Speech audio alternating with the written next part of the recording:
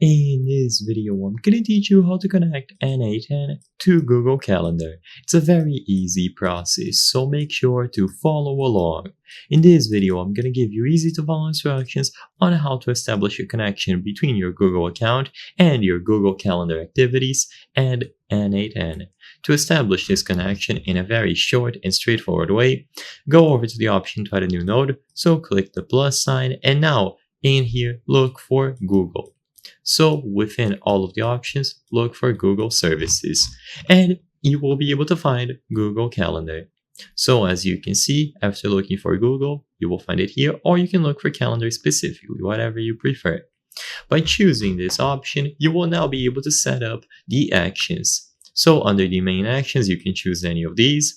You can also browse through the triggers, and after selecting any of the compatible actions, you will be able to set up your Google account. So in here, credential to connect with, all that you have to do is open the menu.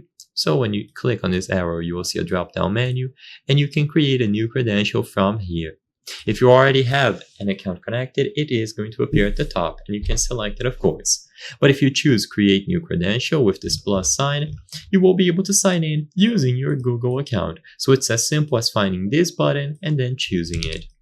By connecting your Google Calendar account, all of your activities will be able to be imported into N8N, and you can create events based on those actions. So sign in with Google. Make sure that you save the changes afterwards, and your account is going to appear here. With the account appearing on this list, after you select the Google Calendar API, you will now be able to set up other parameters about this node, so resource, operation, and so on. You can choose a calendar from your list or any other option, and then set up the start and end time.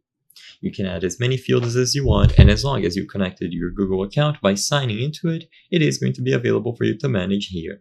I hope I was able to help you on how to connect N8N to Google Calendar. If this video helped you, please be sure to leave a like and subscribe for more very easy tips. Thank you for watching.